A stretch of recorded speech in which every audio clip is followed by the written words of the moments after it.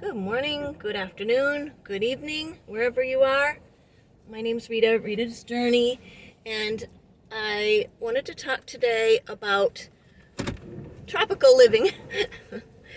Anyway, before I start, I'll just say I'm sort of rushed. Who cares? Everybody's rushed. I wish we weren't. I want a slower way of life. It's gotten a little fast lately. Um,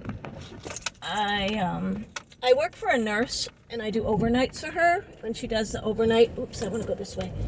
When she does the overnight shift, and I have to be out of her house by 8, and I have to have the dogs walked and the house back in order and everything. So it's sort of like a little crazy, and then I have to be across town like 10 minutes ago. It's okay. The people are really nice. They don't care. But I do try to get there as soon as I can because I know the dog has to go potty. Boy, that sun is bright, isn't it? So, anyway, I live in California, Southern California, and probably the reason for that is when I was a little girl, I always just loved the idea of living in a place with palm trees and fruit trees, a lot of fruit trees like orange trees. I had an uncle, a dear, dear uncle named Uncle Joe, who he traveled. He wasn't, a lot of pedestrians here. He wasn't married, and he just liked to travel, and he ended up kind of settling in the winters in Florida, and he, sorry, I'm paying attention to traffic. He kind of settled. He used to go into Florida every winter, and we're from Massachusetts, so it's a big difference. And I always hated the cold, and I just would love to get his postcards. He was wonderful about sending postcards from wherever he was, and I would get postcards from Florida, and I would just see those palm trees. And one time he sent me an orange tree, and it's just a little thing about this big, and it was just really, it smelled good. It had flowers on it. It didn't last long, but it just really awakened something in me to want to get out of the cold climate that I grew up in. And so when I met a man in the military, I joined the military when I was 18, and when I met a man from California, I'm not saying that I liked him just because he was from Southern California, but it probably didn't hurt. And, we got married and ended up out here. So that's how I ended up in California. And the thing is, it's gotten really expensive. So I'm sort of looking a little bit, at different countries that are warmer. And I'd like to stay kind of in the same or similar time zone as the United States. So Central America appeals. For a lot of reasons. It's just easier to get back up to the United States in my mind. Even if you had to walk, you could eventually make it. Can't do that if you're in Europe or something. I'm just, I just need that connection to the United States. This is my home, and this is where everyone I love lives. And, I don't really ever want to cut off ties or burn the bridges in the United States. I don't think I do. There's times I get angry, and I want to renounce my citizenship because I don't like something that's going on with the government. But at the end of the day, at this point in my life at least, I'm not ready to do something that drastic. Again, I don't want to cut off ties. I don't want to make it so I can't come here and be here and visit, whatever. So anyway, that's my story. That's why I'm looking at Nicaragua. I'm not really going to Nicaragua on a tourist type thing. I'm going to see what day-to-day life is like. Now, I am traveling with a friend, and I think he wants to see a lot of things, so I'm open to, I think we're going to go to San Juan del Sur from Managua, but after that, he's kind of on his own if he wants to travel anymore. I think I'm spitting, sorry. It's just, I just don't want to be running around. We're not there very long at all, so I don't want to be running around too much. I'm a slow travel type person. I always have been.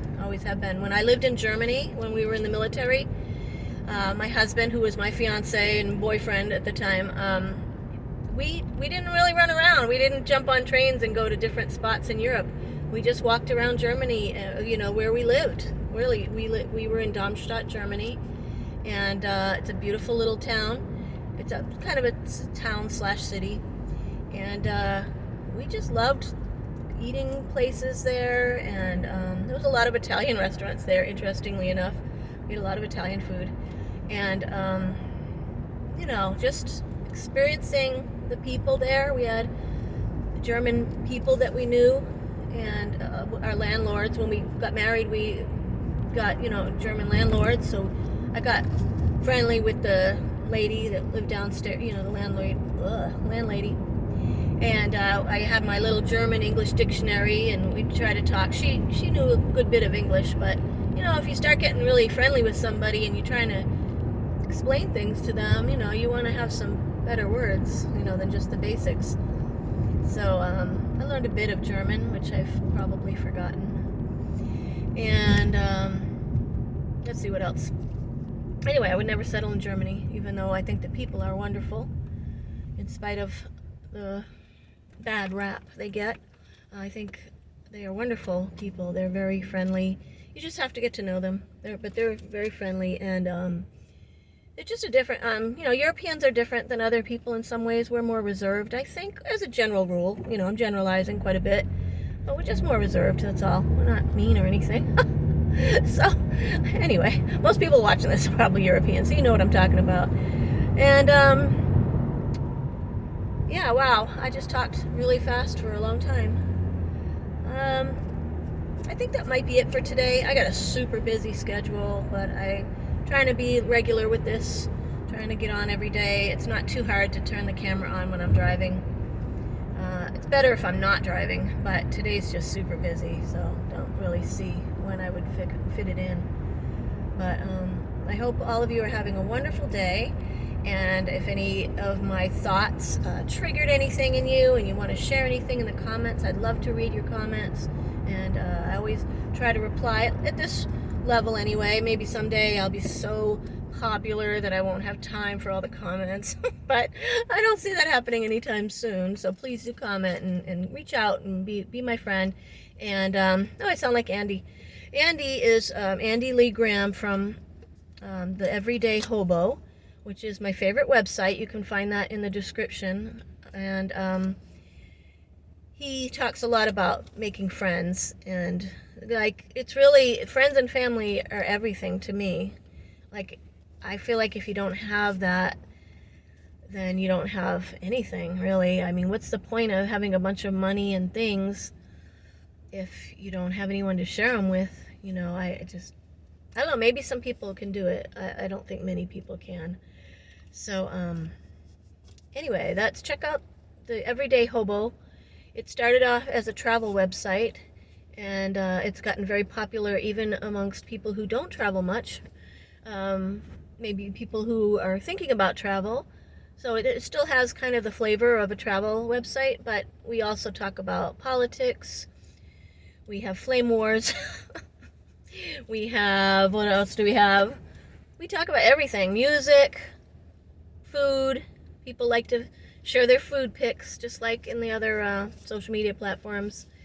So we have a good time, and it's just small enough that at this point, I know everyone, pretty much. I can go through and read everything I want to read that people have posted in a day.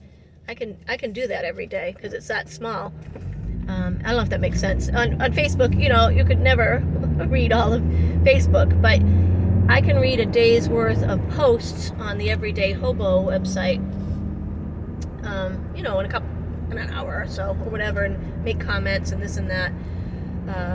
It's a social media platform, by the way. I don't think I said that. It's, set up kind of like Facebook, but better.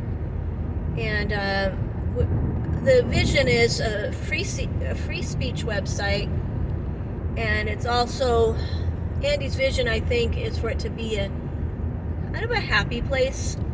We can have debates, but the flame wars are not really where he wants it to go.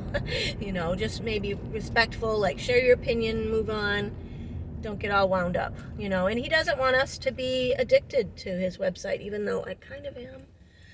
But he wants us to meet up in person. And he has a super verification process process where you meet up with another hobo in real life and you exchange information, and you make sure, like if I was super verifying you, I would look at your driver's license, not take a picture or anything, and I would just make sure that you are who you say you are. Your first and last name are who you say you are on the Everyday Hobo site. You know, you're just verifying that this person is a real person. It's not a bot that you're dealing with on the website, and it's not a person with a fake name who can cause problems and then not be held accountable. So it took me a while to understand how that all worked and why, but I really like it. I didn't like sharing my driver's license with anybody, but it's not, nobody is taking a picture of it. Nobody is storing the information.